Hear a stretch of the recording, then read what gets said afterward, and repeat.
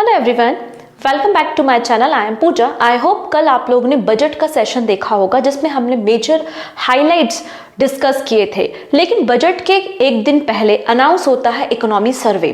तो ये इकोनॉमी सर्वे क्या होता है और ये क्या इन्फॉर्मेशन देता है एंड इकोनॉमी सर्वे के क्या हाइलाइट्स हैं, आज हम इसको डिस्कस करेंगे इस वीडियो में। ठीक है, ये वीडियो आपके हर एक एग्जाम के लिए यूजफुल रहेगा, क्योंकि अगर आप देखो कोई भी एग्जाम, चाहे वो एसएससी हो, रेलवे हो, यूपीएससी या फिर स्टेट एग्जाम, तो वहां पर डायरेक्टली पूछ लिया जाता है इकोनॉमिक सर्वे के अकॉर्डिंगली। इकोनॉमी सर्वे 2023-24 के अकॉर्डिंगली भारत का जीडीपी ग्रोथ कितना रहेगा, कितना एस्टिमेट किया गया है, और बहुत सारी बातें क्वेश्चन फ्रेम की जाती हैं। तो यहाँ पर बजट के पहले एक दिन पहले अनाउंस किया जाता है आपका इकोनॉमी सर्वे। ठीक है, तो आइए इस सर्वे पे हम डिस्कशन करते हैं। कुछ बेसिक बातें पहले हम डिस्कस करते हैं कि कौन लॉन्च करता है, क्या होता है ये सर्वे, वो देखते हैं। देखिएगा, बजट एंड इकोनॉमी सर्वे में एक बेसिक सा डिफरेंस होता है। क्या डिफरेंस है? बजट हमें बताता है कि हमारा जो रनिंग या अपकमिंग आपका जो फाइनेंशियल ईयर है उसमें हमारा रेवेन्यू क्या होगा, हमारा एक्सपेंडिचर कितना होगा, हमारा घाटा कितना रहेगा। और बजट में अलग अलग मंत्रालय को, अलग अलग मिनिस्ट्री को हम बजट अलॉट करते हैं और अलग अलग जो गवर्नमेंट स्कीम्स हैं उसके लिए बजट को अलॉट करते हैं।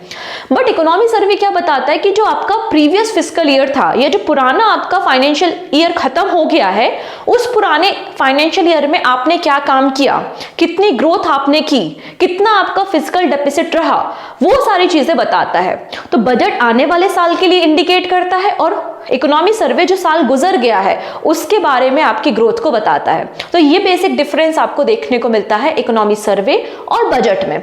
आई होप आपको ये क्लियर हो गया होगा। तो हम बात कर रहे हैं इकोनॉमी सर्वे 2024 के बारे में।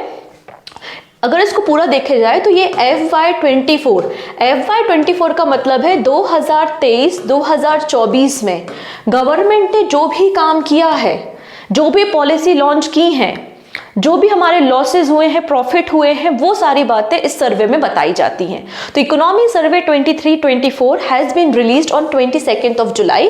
22 जुलाई को इसको रिलीज किया गया था, बजट के एक दिन पहले। Every year the ministry of finance published a report, जिसको हम इकोनॉमी सर्वे ऑफ इंडिया कहते हैं।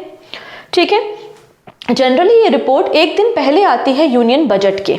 इन द पार्लियामेंट इसको पेश किया जाता है।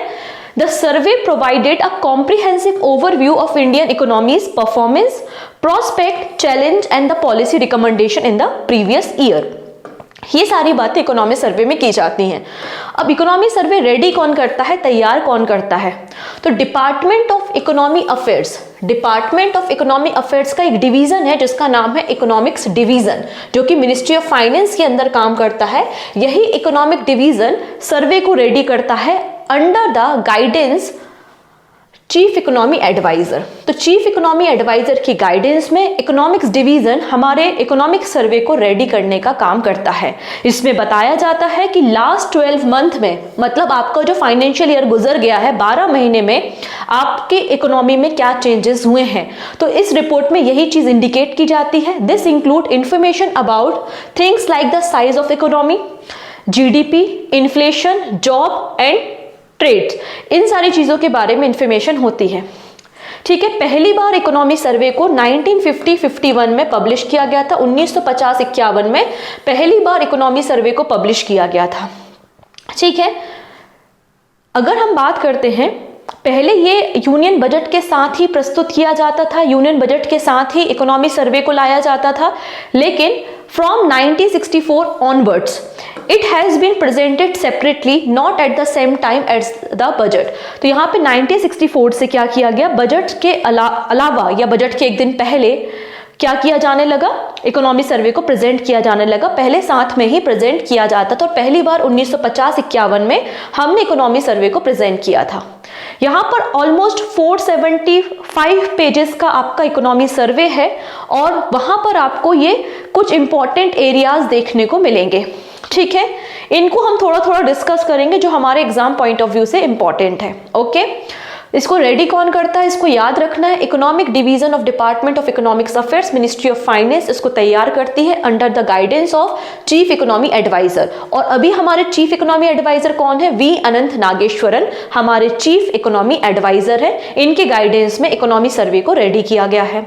इकोनॉमी सर्वे बाइंडिंग नेचर का नहीं होता कि गवर्नमेंट को इसकी बातें माननी पड़ेंगी, ठीक है, लेकिन इकोनॉमी सर्वे में आप देखोगे कभी भी आलोचना नहीं की जाती, निंदा नहीं की जाती गवर्नमेंट की, मतलब कोई भी क्रिटिसिज्म देखने को नहीं मिलेगा, क्योंकि एक तरीके से मिनिस्ट्री ऑफ फाइनेंस की प्रेजेंस में ही इस रिपोर्ट को रेडी किया जा रहा है। आइए हम देख लेते हैं चैप्टर 1। तो टोटल यहाँ पे 13 चैप्टर हैं इकोनॉमी सर्वे में। तो 13 चैप्टर में से जो जो भी इंपॉर्टेंट चैप्टर्स हैं और जिसकी इंपॉर्टेंट बातें हैं हमारे एग्जाम के लिए इंपॉर्टेंट, उनको हम यहाँ पर डिस्कस करेंगे, ठीक है।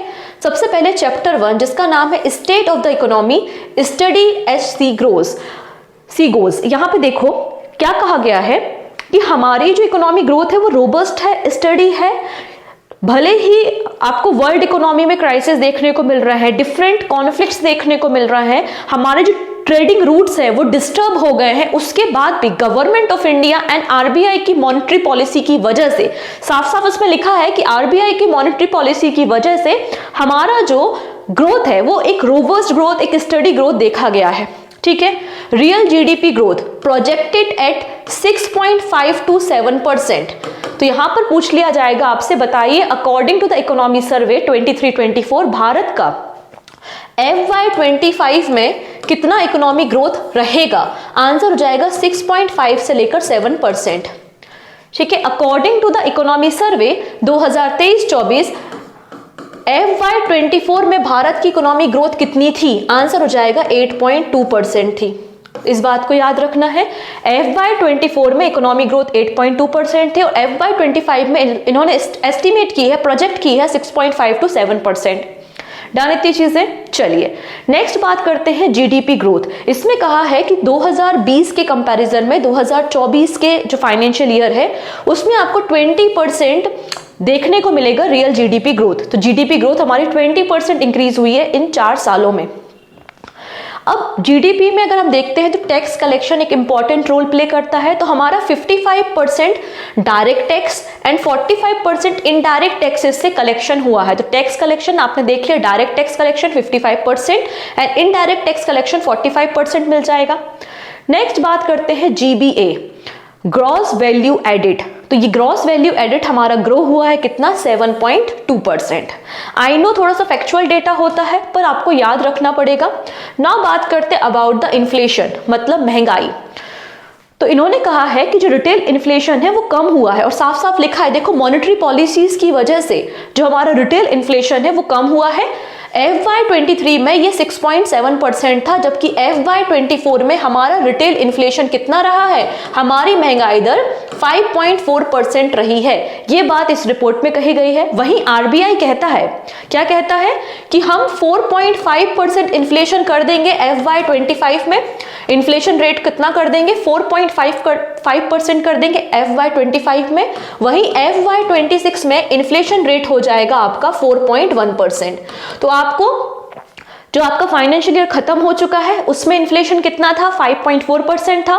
जो आपका अभी रनिंग फाइनेंशियल ईयर है इसमें कितना इन्फ्लेशन रहेगा? 4.5% रहेगा। और जो नेक्स्ट ईयर 2025-26 वाला फाइनेंशियल ईयर आएगा उसमें आपका इन्फ्लेशन 4.1% रहेगा according to the report and RBI data. ठीक, नेक्स्ट बात करते हैं करेंट अकाउंट डेफिसिट, मतलब हमारा अब घाटा कितना है। तो इस रिपोर्ट में कहा गया, भले ही पूरे वर्ल्ड में इकोनॉमिक क्राइसिस चल रहे थे, भले ही वेस्टर्न वर्ल्ड में इंटरेस्ट रेट इंक्रीज कर दिए गए थे उसके बैंकों के द्वारा, भले ही जो आपका रेड सी वाला या गल्फ वाला जो एरिया है वो भले ही इंटरप्ट हो गया हो, लेकिन स्टिल हमारा जो मर्चेंडाइज एक्सपोर्ट है, हमारे गुड्स है वो ज्यादातर एक्सपोर्ट हुए हैं, जिसके कारण हमारा जो करेंट अकाउंट डेफिसिट है वो रिड्यूस हुआ है, जो कि एक अच्छा साइन है। क्योंकि हमेशा हम कोशिश करते हैं कि हमारा जो डेफिसिट है वो कम से कम हो, हमारा घाटा कम से कम हो। तो यहाँ पर देखा गया है improve to 0.7% of the GDP in FY24 from 2% in the FY23।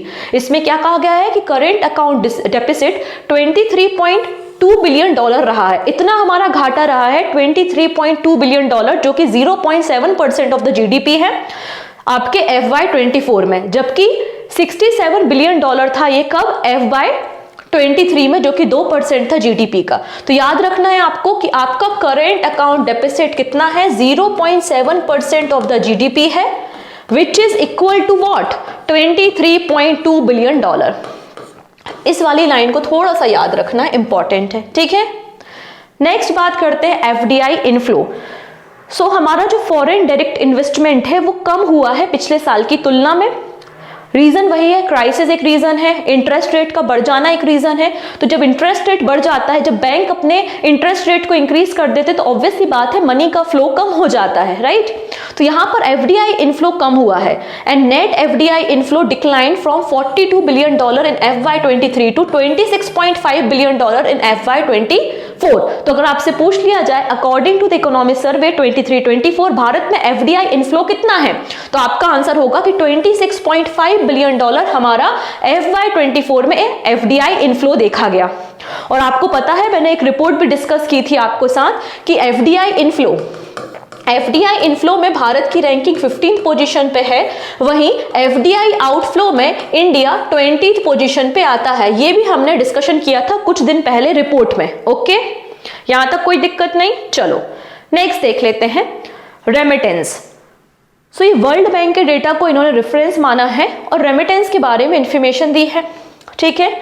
इसमें कहा गया है कि 2023 में सबसे ज्यादा रेमिटेंस, मैक्सिमम रेमिटेंस किसको मिला था, इंडिया को रिसीव हुआ था, ठीक है। तो India emerge as a top remittance receipt in the world in 2023 में इंडिया को $120 बिलियन रेमिटेंस मिला था। फर्स्ट पोजीशन पे इंडिया था, सेकेंड नंबर पे मैक्सिको एंड थर्ड नंबर पे चाइना था, ठीक है। वही वर्ल्ड बैंक ने यह भी तो बताया था कि 2024 में हमें जो रेमिटेंस रिसीव होगा वो कितना होगा, $124 बिलियन होगा। वहीं 2025 में हमारा जो रेमिटेंस होगा वो $129 बिलियन का होगा। ये बात भी वर्ल्ड बैंक ने कही थी। तो ये तीनों बातें आपको याद रखनी है। डन। नेक्स्ट अब बात हो रही है यहां पर कंफर्टेबल फॉरेन एक्सचेंज रिजर्व, मतलब फॉरेक्स के बारे में बात हो रही है। याद कीजिए 1991-1992 में क्या हुआ था, हमारे देश के जो फॉरेक्स रिजर्व थे लगभग वो 1 वीक के बचे हुए थे। फॉरेक्स रिजर्व क्या होते हैं, डॉलर, यूरो, मतलब अलग अलग करेंसी है जो आरबीआई के पास है। करेंसी के अलावा जो बॉन्ड्स हैं, सिक्योरिटी हैं, असेट्स हैं, वो सब आपके क्या कहलाते हैं, फॉरेक्स कहलाते हैं। और जिसको रखने का काम, जिसका कस्टोडियन कौन होता है, आरबीआई होता है, ठीक है। तो यहाँ पे वही फॉरेक्स के बारे में हम बात कर रहे हैं। तो इंडिया का जो फॉरेक्स है वो एक कंफर्टेबल पोजीशन पे है, मतलब हमारे पास इतना रिजर्व है कि हम 10 मंथ तक इंपोर्ट कर सकते हैं। 10 महीने तक इंपोर्ट करने जितना हमारे पास पैसा फॉरेक्स रिजर्व में है, ये बात यहाँ पर मेंशन की गई है। इसमें कहा गया है कि इंडिया का फॉरेन एक्सचेंज रिजर्व कितना है, $653.7 बिलियन है। ये डेटा कब का है, ये जून 2024 का डेटा इन्होंने रेफरेंस लिया है कि जून 2024 में इंडिया का जो फॉरेक्स रिजर्व है वो $653.7 बिलियन है।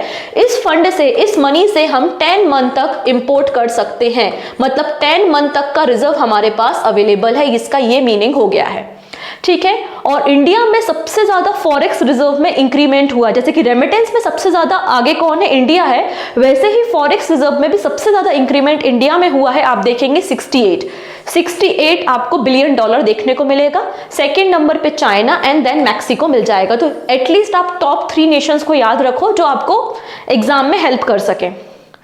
चलिए, ये आपका चैप्टर 1 था जो हमने डिस्कस किया। नाउ मूव करते हैं चैप्टर 2 पर, बैंकिंग सेक्टर।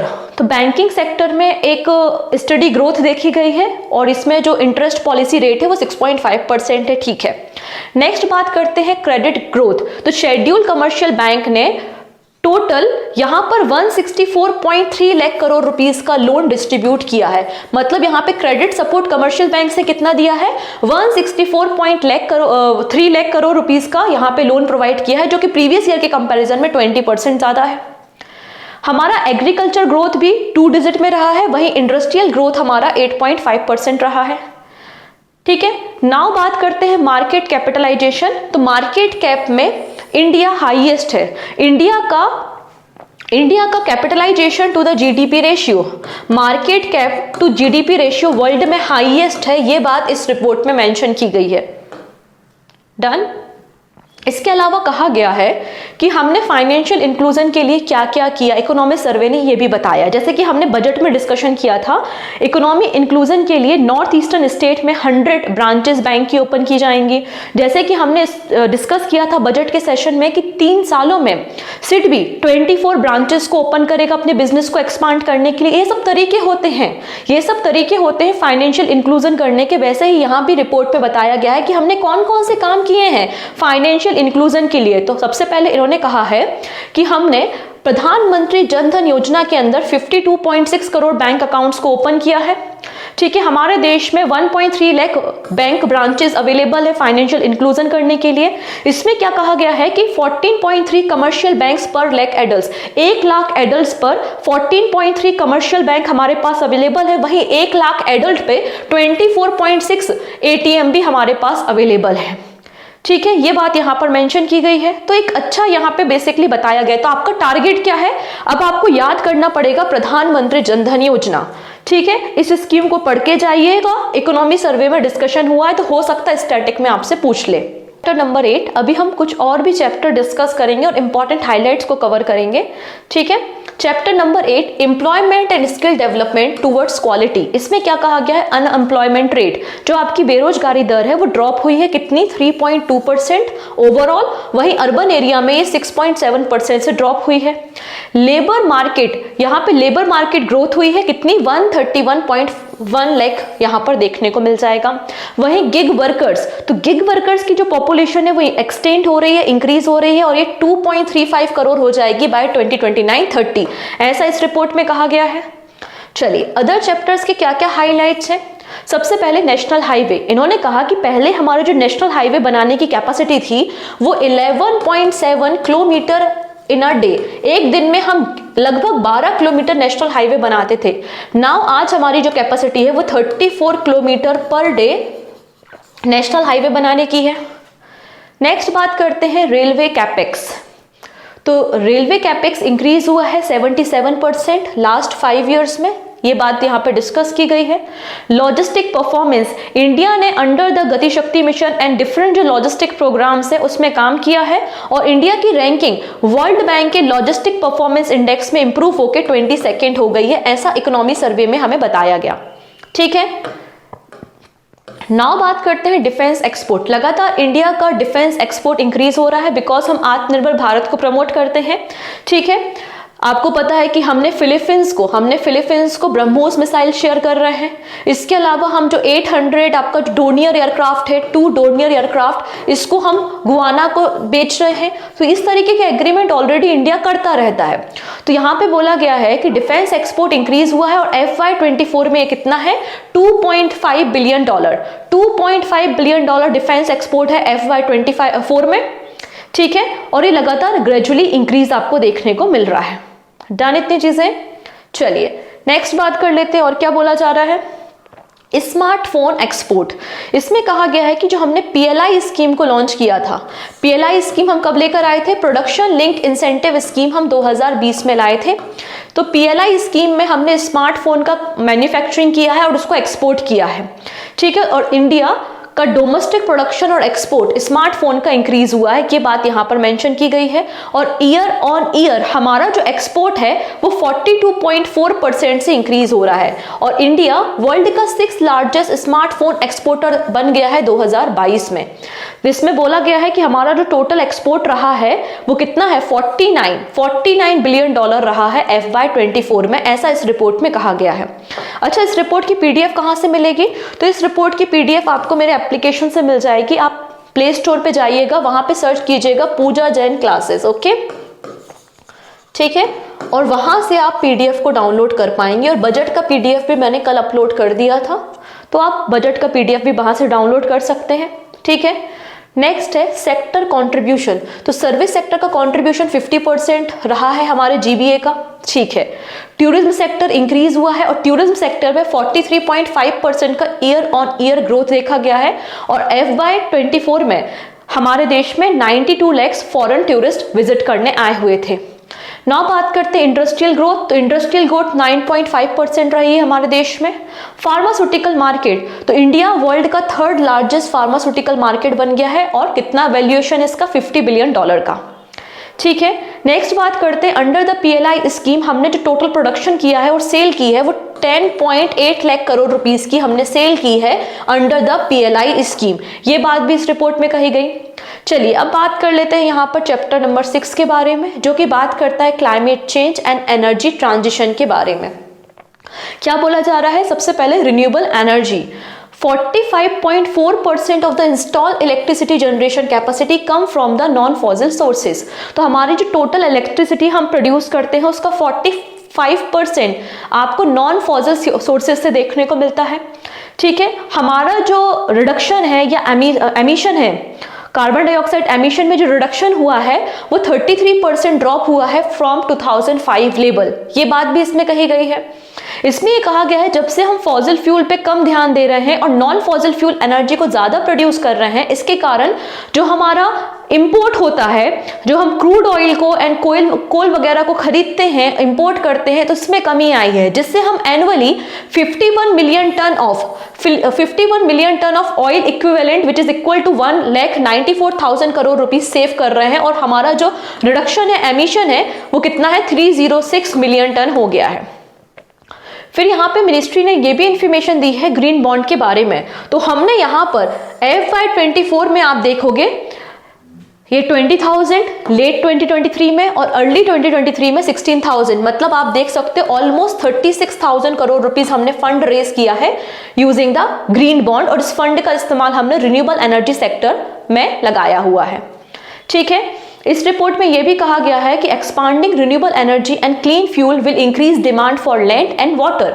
ऑब्वियसली बात है, जब हम रिन्यूएबल एनर्जी के बारे में बात करते हैं तो हमें सोलर प्लांट लगाने होंगे, एंड सोलर प्लांट लगाने के लिए आपको एक जमीन चाहिए, विंड प्लांट लगाने के लिए, विंड मिल को सेटअप करने के लिए जमीन चाहिए, लेकिन हमारी कंट्री की पॉपुलेशन तो ज्यादा है, तो ऑब्वियसली बात है थोड़ा सा आपको यहाँ पे शॉर्टेज देखने को मिलेगा। तो हमारा जो per capita land per capita India में है वो लोवेस्ट है अमंग द G20 कंट्री। कितना है, 0.002 square kilometre of land per capita आपको देखने को मिल जाएगा। ठीक है, नेक्स्ट है chapter number 7, social sector benefit that empower.